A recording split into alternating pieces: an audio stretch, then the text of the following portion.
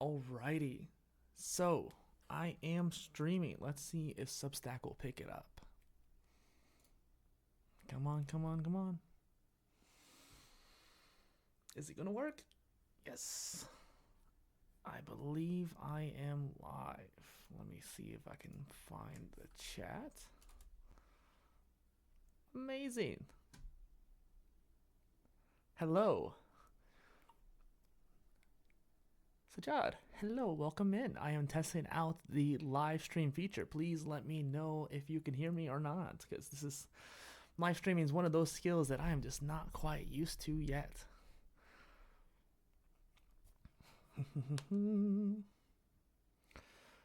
This feature was recently activated on my account, and I've noticed that over the years, TikTok and Substack, they'll end up being loud and clear. Thank you, perfect.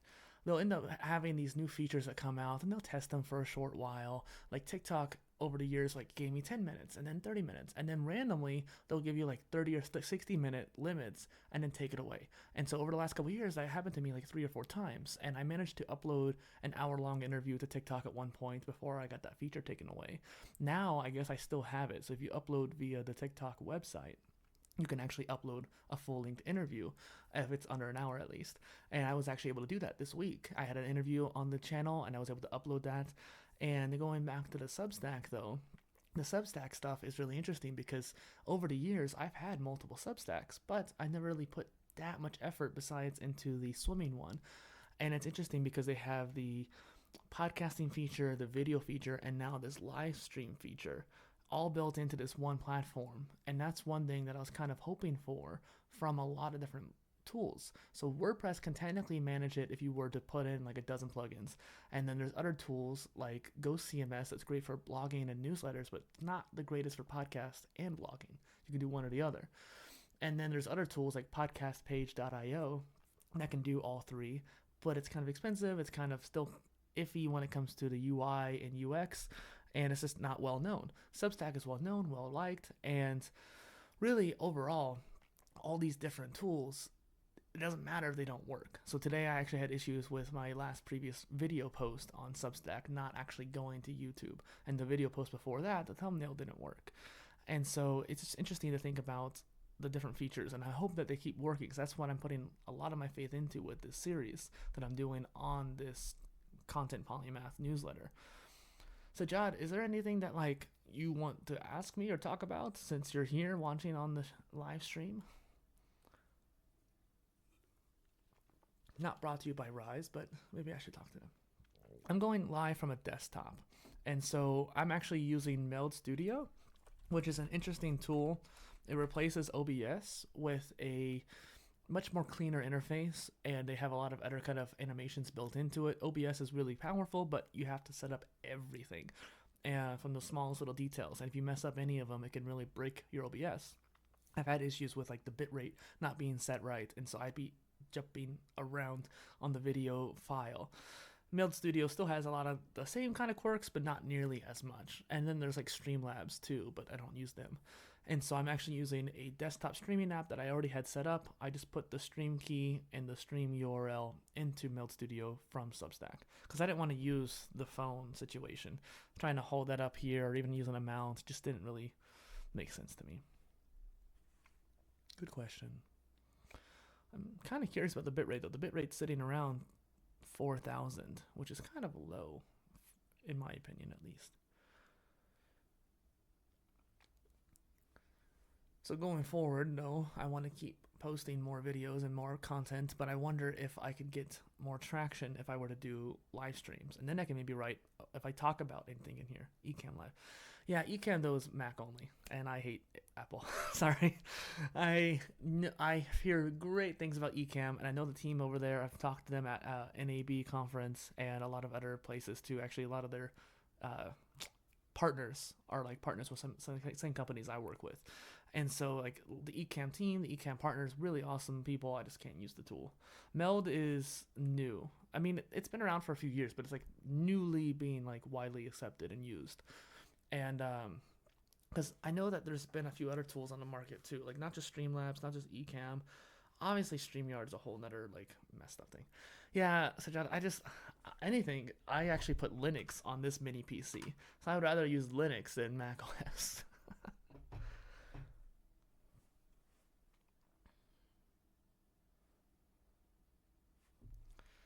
Oh, but I think that maybe if I just went live every day or multiple times a week at least, this would be a good experience for me to be comfortable on live streams. But on top of that, I can get more video content to make clips because I can make the short videos, the 15 ones that I do on the actual Substack that I'm doing now. But I'm kind of curious about doing live streams more. Maybe I should share the live stream link. I don't think I shared it before because I'm live right now.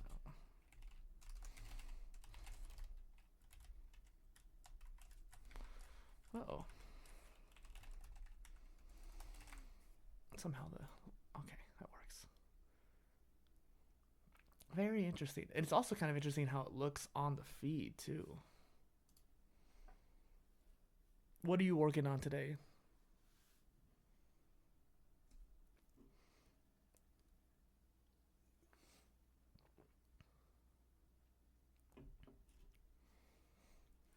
While I don't want to do podcasts on Substack, I feel like this could be an interesting way of going about it too. Mainly use Ghost. Yeah, live stream. Okay, so I bring this comment up? No. Okay, so I'm used to like StreamYard and Riverside where you can like bring up comments at the bottom of the screen. So he asks, I believe you mainly use Ghost. How has your experience been? Live streaming depends on the topic you want to discuss. So I just wanted people who are watching the video playback to understand what he's asking here. So I use Ghost. I've used it for the last like 6 years, and I really like it. It's the best. I still stand by that. I'm on Substack now though.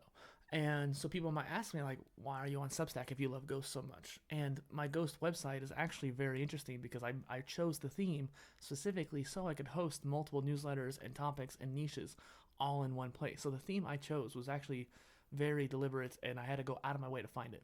So when I first built the Ghost website, I was very dis- disgruntled with the variety of themes they had because obviously compared to WordPress, there's not as many themes. But that was 2019. Now they have a lot more. They even have podcasting themes. They even have some like Twitter esque themes and Substack esque themes. Substation, I think, is the name of it. But I wanted a theme that had a very minimalist aspect that could also still be very versatile. So I could actually see all the different tags and showcase the different topics I have on the website: the gaming, the swimming, the polymathy, the knowledge management. And one of my major themes was the Poly Tools Digest, which is what the content polymath used to be called. And I actually built a whole website for that on Ghost again for the PolyTools Digest so I could have a tools directory website. However, it kept breaking on me for the most part when it came to adding tools was kind of difficult, but the actual host kept resetting my settings. And so like Digital Press, I would say don't use. Ghost Pro is great, but it's super expensive, so don't probably use it unless you can afford it. I actually moved over to Magic Pages, which is a different host, and I think so far, knock on wood, it's been pretty good. And so I think that for them, it might be a lot cheaper to go with that option and a lot more stable compared to like Digital Press. And so with Digital Press, though, I kept resetting my settings, and the theme relied heavily on the settings to function. And so that's why I took it off of there. And I was actually going to go full send onto that instead of Substack. But since that failed, and Substack kept coming out with these different features over the last couple of years, the video, the podcasting, and I knew they had these features. I knew you could make an audio post. I knew you could make a video post, but I didn't know that they distributed it for you. I knew eventually they were going to do that for the podcast. I did not know that you could do video posts on Substack, auto post to YouTube. And that was something I was like, oh, this is interesting. They even do video clips too. And so that was something I was like, I want to try Substack out and put some effort into it. And so that's why I love Ghost, because I have a lot of really cool features built into it already, but Substack has its features too, which is why I'm also on that. So my experience has been great, but Substack has some more interesting things that I wanted to work with. And live streaming, yeah. Find Substack to be so far the best for Polymath. Yes and no. And so I've actually been having this debate. It's a great question, actually, because I've been having this debate in my head for the last like 2 weeks because I've been focusing on Substack. If you wanted to approach Substack as a polymath, you really shouldn't have multiple niches on one publication. On my last publication, the travel blog one, I actually had multiple tags. I had travel bags, travel backpacks, suitcases, EDC, slings, and these are all part of that travel niche. So they're different tags, but for that one niche. And for like content creation, I could maybe have a tag for blogging, a tag for YouTube, a tag for podcasting, and that would work because it's all part of this content creation. But if I were to try to move my whole website over to Substack, mind you, I have 800 posts, so it's not going to be easy in the first place. But even if I only had 80 posts with 10 or 12 different topics that I wanted to talk about, I would have to make a publication for nearly. I have 30 tags, I think, on my website, and at least 12 of them are completely individual. So the swimming, the gaming, the content polymath niche over there, because I still have a lot of the old posts, those would all need their own publication. So I actually think Ghost is better for polymaths because you can have. Hi, Mandy. I think Ghost is better for polymaths because I think you could have multiple tags and multiple newsletters on the same site without it conflicting as much. And more importantly to me, I want to be able to have a post be part of different tags. And so if I have this content polymath post that's about YouTube, but I end up talking about like how to manage your life as a polymathic YouTuber, well, I would probably put that in my content tag, but I also put it in my polymathy tag. And that way it can show up in both places. And that's one reason why I like it. Plus, if I have someone join my website for the swimming newsletter, but they like some of my other stuff, and they join as a free subscriber, sections and Substack actually work as an independent newsletter. That is true, and you could technically do sections, but I think that the visual aspect, like the UI component, is the limiting factor. So, for anyone who's curious, I'm going to put the link to my site on there so you can see, if you haven't already, what it visually looks like, just spaced out with all the different tags at the top. And if you scroll, you'll end up seeing different tags having their own sections too, which technically Substack still has. Maybe I need to play more with Substack sections more because I haven't really messed with it since the last iteration of like my projects. So maybe I should actually make like a YouTube section, a podcast section. That would be kind of interesting. But I think that just visually speaking, Ghost would be better. Mandy, do you have any questions? We're just chatting about polymathy and content creation and all that.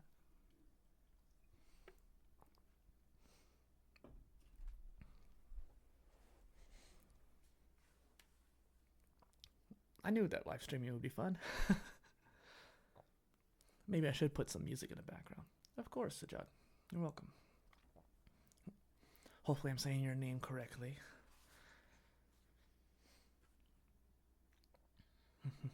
Let's see. So yeah, that's kind of like what I was thinking about, even for non-polymath writers too. Okay, cool. I think that Ghost is probably better because I think everybody has this polymathic tendency when it comes to like, hey, they have hobbies, they've had multiple careers. Like people might have had one career for 10 years, another career for another 10 years. I worked at a gym for over about 11 years, so over a decade. Swim instructor, water aerobics instructor, personal trainer, everything else. And so whenever I found myself moving on to the next thing, whatever that might be, the next 10 years it could be a different career. So a lot of people have that multifaceted life, even if they don't always realize it. And that's one reason why I love having people on my other show, the Polymath Polycast, because I get to help highlight that for them. And when you have a website that can showcase all your different areas, I think that's very important. But even people who are not polymathic will generally have a need to showcase the audio, the written, the video. So, yeah.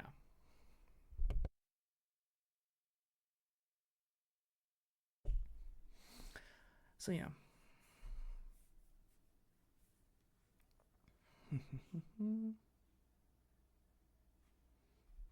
Let's see. Mandy, what is the community consultant?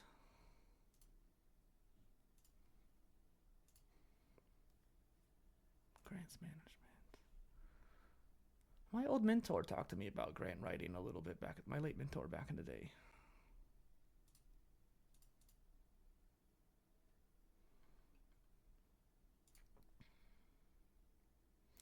Also, Sajad, I do like the name of yours, the Polymath Generalist, because I don't think either word is individually necessary by itself, but having together makes it even better, because there's so many books and so many like different newsletters and blogs I've heard that are just called the polymath, and some people anchor just generalist, but the polymath generalist I think is a great way, because if someone doesn't know one other word, they can understand that together they make a little bit more sense.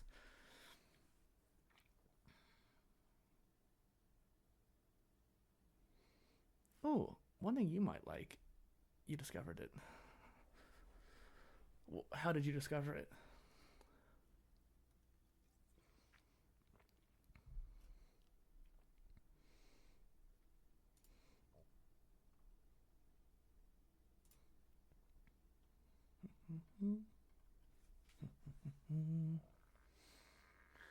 So one thing you might like though is the multidisciplinary spectrum. I'm not sure. I need to set up more scenes in Meld, but so I can share my screen. But the multidisciplinary spectrum is a collection of all those different terms in an order towards leveling up to polymath. So you have like the multi-potentialite at the beginning, the potential to do many different things, jack of all trades, someone who has like maybe over a dozen different areas, but at more of a novice adept level. Each word isn't suffice. Yeah, I mean, I think polymath is suffice, but you have to know what it means, and it's frustrating because a lot of people don't know it because it's such an old word, and so by putting them together, it does make it much more useful. So I agree, even though different mindset, but yeah. So multi-potentialite, jack of all trades, generalist, and then polymath, and like there's specialist down here, there's T-shaped person up here. It's about definition, yeah, exactly.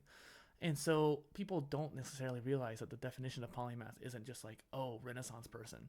I guess they're very synonymy, but they're not necessarily the same word. Because a Renaissance person really is kind of like wanting to know everything or have known everything. And back in the days of Da Vinci and other areas of the Renaissance, even the Arabic Renaissance and the Asian Renaissance, there's people who could theoretically learn everything because there wasn't as much to know back then. And I think that nowadays you could technically be a Renaissance person, but you couldn't necessarily know everything at a master level. Da Vinci was one of the few examples, and even Saint was also another one. Yeah, it would. I don't know if I can, because like when I click your name, it just brings me to your profile. I don't know how other people invite people to talk. Maybe it's because they are using the app. I wonder if I load in through the app. I might have to do a new live stream though.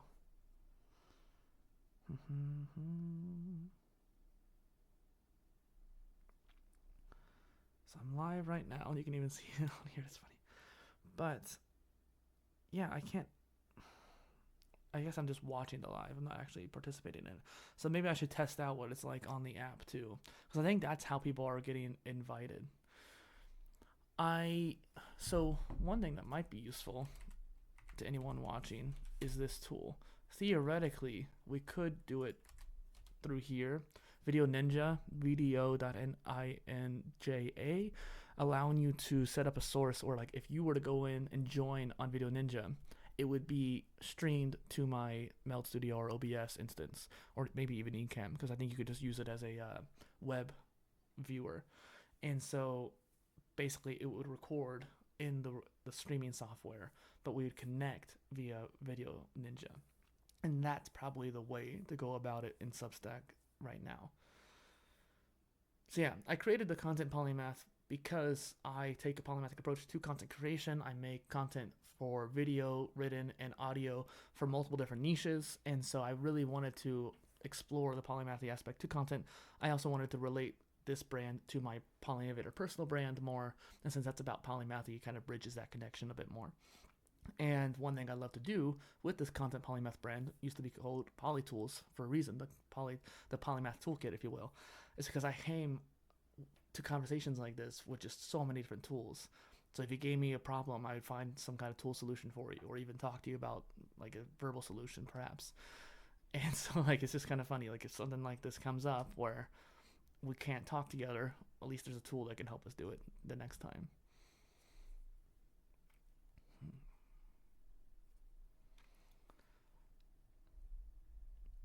So the financial gain is the slower end, which is one reason why I joined Substack, because I'm not growing fast enough. So one thing you might understand personally too is that the polymathy niche is not a fast growing niche. I realized this about a year and a half ago, 2 years ago, where even though I was making content consistently for a while, I was also doing I would do medium form, like solo videos, long form interviews, and I would take both of those, toss them into a tool like Opus Clip, and then make short form videos.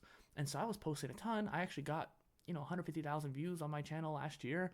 Like, I've grown a lot when it came to like that aspect, but it goes against niche marketing, yes. But there is kind of a benefit to that, because if you watch the creators who've been on long enough, they don't generally have just one niche. They have one main niche, but they have other side niches. They have this umbrella of ecosystem of their content. A lot of them will make separate YouTube channels for different niches, but some of them will still do it on the same channel. If you grow long enough and people like your personality enough, you can still do it all on one channel. But at the beginning, you need to focus down, which is very frustrating for people like us. And even if you were to do that, it doesn't necessarily mean you're going to grow fast, because it's still very anti-niche, but also niche at the same time. So I actually focused on the knowledge management for Polymath niche. That way I could technically niche down, but I'm still talking about knowledge management and polymathy. I'm still doing the same thing, but my marketing had changed. And I think that helped a lot. But I haven't been creating content on that channel as much, because I'm focusing on this channel, the content aspect one. And so it's interesting, because I have my content channel, the polymathy channel, and the gaming channel. And I realized that the content channel, it being around tech, software and hardware tech, and also just content creation especially as well, that it's going to grow a lot faster just as a topic. The gaming channel, theoretically, would actually grow even faster. No, okay, so yeah, we definitely need to talk more. Your work is on knowledge management systems too. I love that. I think I saw that from a lot of your posts too, which is why I followed you. And because one thing I would do on the WordPress directory, on Substack, Twitter, any platform, all platforms actually at this point, I would search for polymath or generalist, and I would try to connect with anybody who even uses those terms, because it's so far and few in between that nowadays it's getting a little bit better with this digital renaissance, but it's very rare still. And so I try to connect with anybody who even just knows the word, let alone uses the word. And I also did that for multi-potentialite and jack of all trades as well. Not as deeply as polymath, but I still did it. And the reason is that I wanted to connect with like-minded people and either have you on my Polymath show, Polymath Polycast. Sorry, I'm starting to get dried out. Show, which I interview polymathic people. Or maybe we can even talk just about knowledge management too, especially since we're in the same crossover niche. So it's just interesting to think about. I'm not doing that podcast right now because I'm focusing on the creator channel, and I was getting kind of burned out from podcasts. Like, even the most recent podcast I had on the creator channel, it took me a few days because I just procrastinated on editing. Editing is not something I like doing, which is one reason why I probably should get into live streaming more. Because if I were to do live podcasts, then theoretically I wouldn't need to edit them.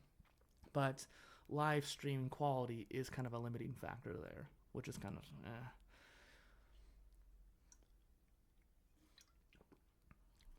So on my website that I shared earlier, Sajad, I think you would like the PIOS, which is the Polymath Integration Operating System. I used to call it something technically different, but the PIOS is a way to organize the different areas of life and really kind of keep it at the different levels. So you have the yearly, the quarterly, the monthly, the weekly, the daily, and making sure you keep track of all that, the inputs and the outputs. I feel like the Para system was much more limited. So the second brain philosophy, even though it is fundamentally new, technically speaking, it was one of those things where the Para method was made technically before a lot of these tools existed. And so I think it was kind of shoehorned into those tools. Like, Notion adopted it pretty well, but if you try to do it into like Capacities or even Obsidian in some ways, it can be very dysfunctional. And it's definitely not really made for polymathic people. I think it's made for specialists, despite the fact the areas part of Para, technically speaking, could be like, okay, you have multiple areas of interest, multiple areas of expertise. It doesn't do a good job organizing those areas, which is up to us as the user. But I wanted to have a system that was a little bit more polymathic centric or generalist centric. Mandy, I appreciate you watching too. If you have any questions or comments, feel free to join in. Notion, you can never work with it. So what's funny about Notion and Obsidian is I hated them at first. Like, I could not adopt them at all. In fact, when I first joined Notion, the database that I was trying to move into was like in the middle of the screen. It was like this big. And I was like, why? And it turns out, first off, it was an inline database instead of a full screen database, and it wasn't full width either. And so there was these little features that I just didn't know about at the time. This is back in like 2018, mind you. I don't think 2017. I think it's like 2018 at the earliest. And I was using it for years. Like I fell in love with Notion after I deleted my account and went back to it later on. But again, like everyone always complains, you end up just kind of rebuilding your system over and over again instead of actually using it. And Obsidian's kind of the same way, but Obsidian has a little bit more of a tactile feedback, if you will, and so like it kind of sticks around a little bit more.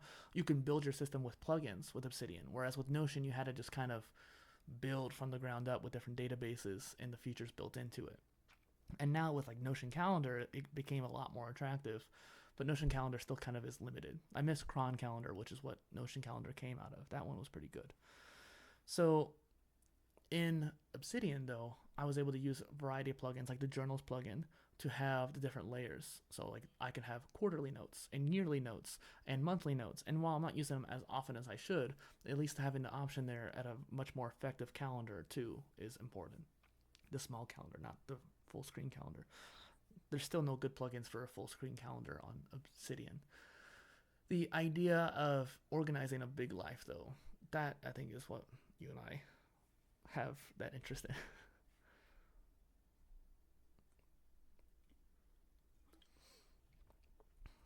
Worked with Obsidian a lot. Cortex is cool. Yeah, Cortex is interesting.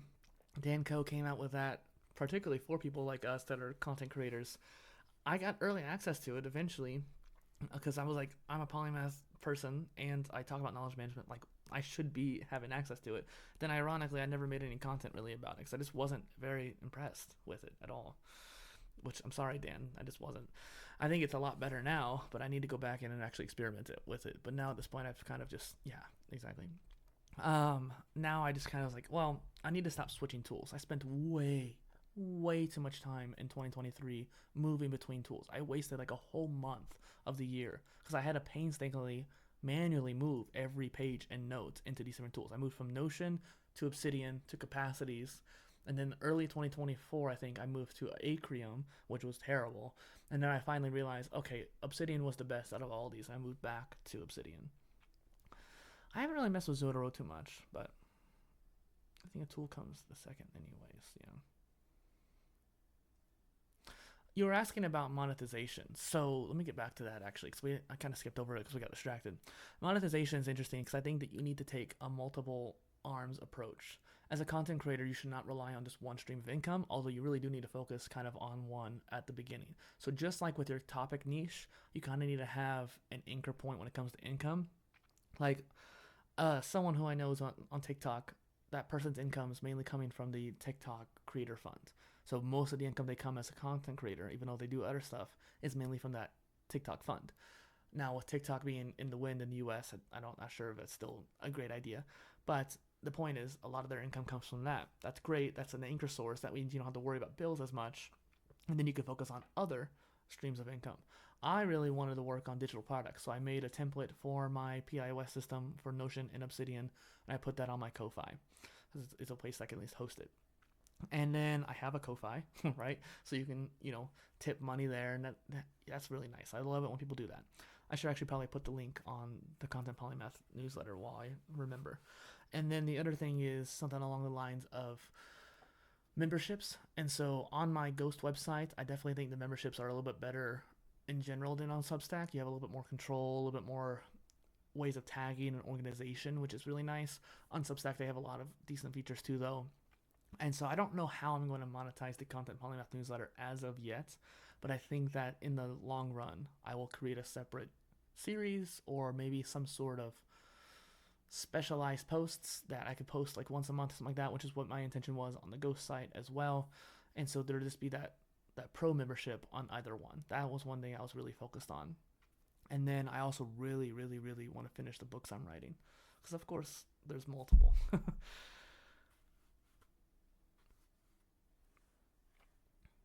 And for anyone watching, this is going to be turned into clips as well. Love talking content, so if you guys, thank you. I love being able to answer questions too. So if you have other prompts, Sajad, feel free. That's kind of like you said earlier. Like it's all about what you want to talk about on the live stream and coming in with a plan. I just wanted to test the actual feature. Like I wasn't planning on streaming for more than like 5 or 10 minutes because I just didn't know what the feature would hold. And especially since I'm using a separate tool versus the actual Substack app, I'm kind of surprised. I might actually go live again and simply just do it on my phone and see how it is on there. That would be interesting.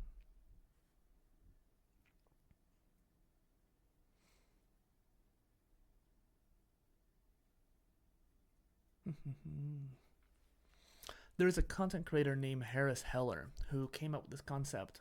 I think other people have talked about it too, but the way he explained it was a lot more efficient. Where essentially you think of 3 videos you want to make from a live stream, and this kind of goes for the just chatting like we are right now kind of live streams, but really, since he's a gamer, it was geared towards the gamer streamers. And so you have this idea of like, hey, I'm going to do this in the game, I'm going to do this in the game, I'm going to do this in the game. And these 3 different topics will eventually become.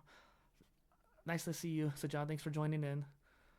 Maybe next time we can't talk live. Hopefully we will be able to. And English, not having the English is fine. No worries. Shukran. Thank you for joining in. But Harris Heller talks about this idea of having 3 different topics, and those become 3 different YouTube videos, and then you throw the whole live stream into like a clipping tool, or you have a clipper manually doing it and coming up with clips that way. But, well, I don't know if I have anything else to talk about, Mandy. One more last time before I wrap up. Is there anything you wanted to talk about? It's okay if you want to be a lurker too. That's all. It's all good and well and said. I just wanted to make sure I ask before I wrap up.